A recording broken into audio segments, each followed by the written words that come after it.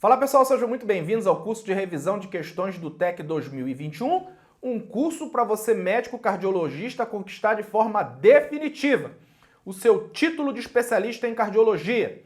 Eu me chamo Anderson Luiz e dando continuidade ao assunto hipertensão arterial sistêmica, a gente vai ver neste vídeo uma questão que foi retirada da prova do TEC do ano passado, TEC 2020. E o assunto é tratamento da hipertensão arterial resistente e refratária, tá? Então vamos lá. Então, sem mais demora, TEC 2020. Homem, 58 anos, hipertenso de longa data, em uso regular de clortalidona 25mg dia, enalapril 40mg dia e amlodipino 10mg dia. Pressão arterial no consultório, 170/92. Frequência cardíaca de 84. Polissonografia domiciliar com diagnóstico de apneia obstrutiva do sono leve. Tem uma mapa, com PA média nas 24 horas de 146/94, PA na vigília média de 150/96 e PA noturna média de 141/90. Então, caso clínico aí com várias informações, Então vamos destacar os pontos importantes. Então, paciente hipertenso de longa data. Tá usando aí 3 medicamentos de classes diferentes, para tratar a hipertensão, todos em dose máxima, tá? Então, clortalidona 25mg, enalapril 40mg dia e amlodipino 10mg. E está claramente fora da meta terapêutica, tá? Tanto a PA no consultório como a mapa, revelam aí que a PA não está controlada, tá certo? Muito bem.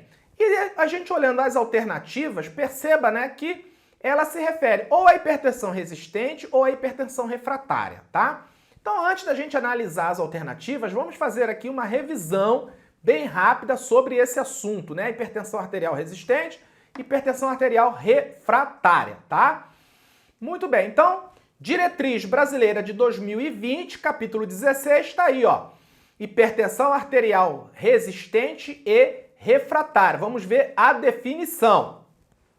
Hipertensão arterial resistente, é aquela hipertensão que a pressão arterial no consultório, ela permanece com valores, maior ou igual a 140/90 e o paciente está em uso de 3 fármacos, de classes diferentes, de ações sinérgicas em doses máximas preconizadas ou toleradas, sendo preferencialmente um deles, um diurético tiazídico, tá?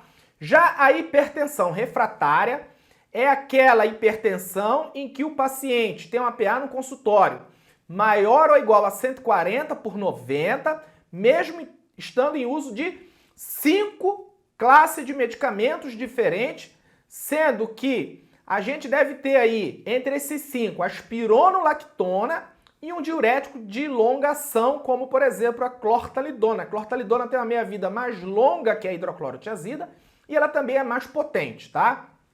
Então, hipertensão arterial resistente é aquele paciente que tem PA no consultório maior ou igual a 140/90, ou seja, fora da meta terapêutica, tá?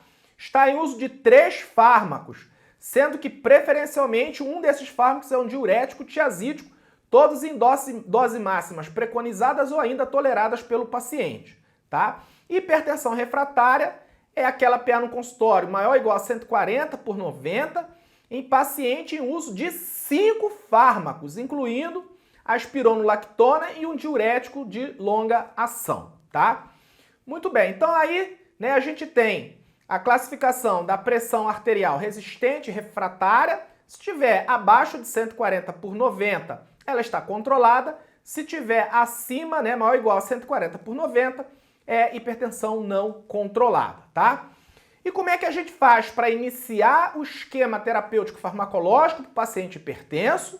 E como é que a gente faz para ajustar a dose? Essa figura aí é da diretriz brasileira de 2020, tá certo? 2020. Então vamos lá. O paciente que é pré-hipertenso de alto risco e o paciente que é hipertenso estágio 1 de baixo risco, lembra, a gente não inicia a terapia farmacológica de imediato, 3 meses aí apenas com orientações de mudança de estilo de vida. Ao retornar, a gente vai verificar se esse paciente melhorou, né? Ou seja, teve uma redução da pressão arterial. Caso não tenha, se ele mantiver aí os níveis tensionais, aí sim a gente vai iniciar a terapia farmacológica, tá? Então, paciente pré-hipertenso de alto risco e o hipertenso estágio 1 de baixo risco, primeiro 3 meses de apenas mudança de estilo de vida, depois a gente reavalia esse paciente se ele mantiver os níveis tensionais ainda, né? Como pré-hipertensão ou como hipertenso estágio 1, a gente vai iniciar o quê? Monoterapia, tá? Monoterapia. Então vamos lá, vem aqui comigo para a tela que eu vou mostrar. Então tá aqui, ó, os pacientes que são pré-hipertensos, né, de alto risco, estágio 1, de baixo risco, tá? E ainda aqueles muito idosos, que são os pacientes com mais de 80 anos, ou então os idosos frágeis, que são aqueles pacientes com comorbidades, né? Risco de óbito, risco de descompensação das suas patologias.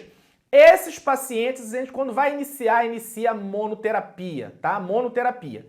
E na monoterapia a gente pode iniciar com diurético tiazídico, um bloqueador de canal de cálcio, inibidor da ECA, um bloqueador do receptor de angiotensina, ou beta-bloqueador em indicações específicas, tá? Então, beta-bloqueador é uma droga de primeira linha em indicações específicas. E quais são as indicações específicas? Está aqui, ó, insuficiência cardíaca, né? O paciente pós-infarto, o paciente com angina, ou que necessita de controle da frequência cardíaca. Aí entra o beta-bloqueador. Caso contrário, o beta-bloqueador só vai entrar aqui embaixo, tá? Só vai entrar aqui embaixo. Muito bem.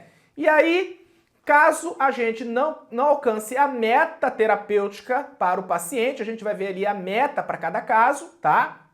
A gente vai associar o quê? O segundo fármaco, ok? Vai associar o segundo fármaco. No entanto, se inicialmente esse paciente é um hipertenso estágio 1, de risco moderado ou alto, tá? Ou ainda, um hipertenso estágio 2 ou 3, a gente já inicia a terapia farmacológica com 2 fármacos, tá? 2 fármacos. E aí a gente pode fazer associação, tipo, né, IECA com bloqueador de cálcio, pode fazer IECA com diurético tiazídico, né? Pode fazer um BRA com bloqueador de cálcio ou um BRA com diurético tiazídico, ou ainda, né, um bloqueador de cálcio com diurético tiazídico também. Essa associação aqui pode ser feita, tá? Vai depender aí de cada caso. Mas, né, a combinação de 2 fármacos, tá? Para paciente, né, estágio 1 de risco moderado e alto, estágio 2 e 3. A gente já começa com 2 fármacos, tá? Muito bem, caso a meta não seja alcançada, então a gente vai fazer associação com 3 fármacos, ok? 3 fármacos. Se o paciente, por exemplo, ele está usando IECA com bloqueador de cálcio, o terceiro fármaco vai ser um diurético tiazídico. Se por acaso ele está usando IECA com diurético tiazídico, o terceiro fármaco vai ser um bloqueador do canal de cálcio, tá? Então é assim que a gente faz. Se ele estiver usando BRA com BCC, a gente vai associar um diurético tiazídico. Se ele estiver usando BRA com diurético tiazídico, a gente vai associar o quê? Um BCC, tá certo? Caso a meta não seja alcançada, tá? Com 3 fármacos, a gente vai para o 4º fármaco. E aí, obrigatoriamente, o 4º fármaco, salvo contraindicações, é a espironolactona, tá? A espironolactona é o 4º fármaco. E aí, se a meta ainda não for alcançada, a gente vai adicionar mais fármacos. Aí, medicações de 5ª linha, ó, beta-bloqueador, né? Caso o paciente não tenha início do beta-bloqueador aqui em cima, né? Por conta de uma indicação específica, beta-bloqueador é o quê? Droga de 5ª linha, aí entra aqui, tá? Os simpaticolíticos centrais, como a metildopa e a clonidina, alfa-bloqueadores como a prazosima e os vasodilatadores como a hidralazina, tá? Então a gente vai associando fármacos aí à medida, né, que for necessário. Não alcançou a meta, né, para aquele paciente, a gente vai ajustando. E como é que a gente sabe qual é a meta do paciente, né? Aí depende, vai depender do seguinte. Primeiro, vai depender se o paciente é idoso ou não e depender do risco cardiovascular dele. Se no caso é um paciente, tá, que tem um risco cardiovascular baixo ou moderado, a meta terapêutica é uma pressão abaixo de 140 por 90, tá? Abaixo de 140 por 90, se o risco for baixo ou moderado. Caso o risco do paciente seja alto, a meta terapêutica é abaixo de 130 por 80. Só que nessa diretriz agora de 2020, ele colocou aí um limiar. Vem aqui, ó. Ele colocou isso aqui. Se o paciente ele tem risco alto, a meta, ó, é abaixo de 130/80. Só que a gente tem que tentar manter uma sistólica entre 120 e 129 e uma diastólica entre 70 e 79, tá? Se o paciente for de alto risco. Como eu falei, se ele for baixo risco ou risco moderado, a meta é abaixo de 140/90. No caso dos idosos em especial, né, vai depender. Se o idoso ígido, a gente vai tentar manter uma meta, né, de pressão arterial sistólica entre 130 e 139 e uma meta de pressão arterial diastólica entre 70 e 79.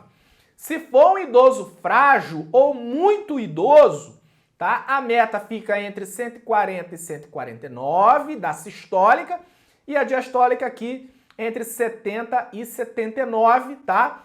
Então é assim que a gente, né, avalia a questão da meta terapêutica para o paciente hipertenso, tá? Em relação às associações, essa figura aí também é da diretriz, né? Então, perceba comigo aqui uma coisa, ó. A gente pode associar inibidor da ECA com bloqueador de cálcio, a gente pode associar inibidor da ECA com diurético tiazídico, a gente pode associar um BRA com bloqueador de cálcio, a gente pode associar um BRA com diurético tiazídico, ou ainda o bloqueador de cálcio a gente pode associar também com diurético tiazídico. Perceba aqui, ó, que a gente não pode associar, em hipótese alguma, inibidor da ECA com BRA, tá? Então, quando o assunto é hipertensão arterial sistêmica, tá? É proscrito a associação de IECA com BRA, tá? E eu, na minha prática, já peguei muita receita de pacientes tomando enalapril com losartana, tá? Isso aí é proscrito. IECA com BRA, nem pensar.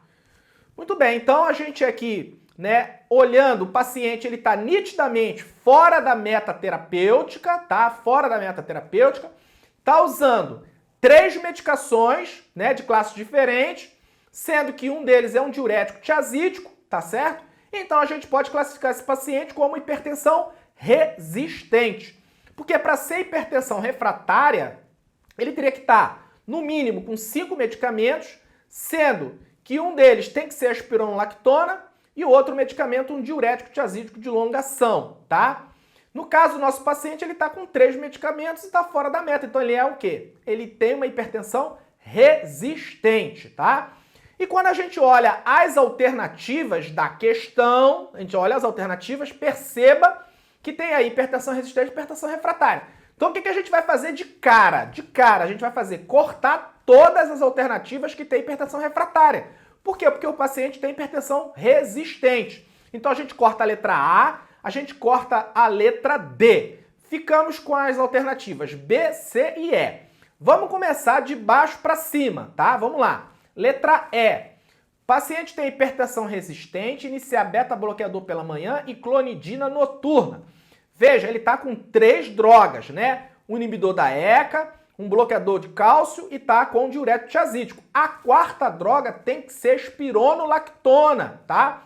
Não tem aí que começar beta-bloqueador para esse paciente. Beta-bloqueador, se não tiver uma daquelas indicações específicas, beta-bloqueador é a 5ª droga, tá? Então a letra E não pode. Letra C, hipertensão resistente, iniciar beta-bloqueador e uso de pressão positiva contínua nas vias aéreas, CPAP. Beta-bloqueador também não entra, né? A gente viu que a próxima droga para ele é a espironolactona. Então a gente corta a letra C.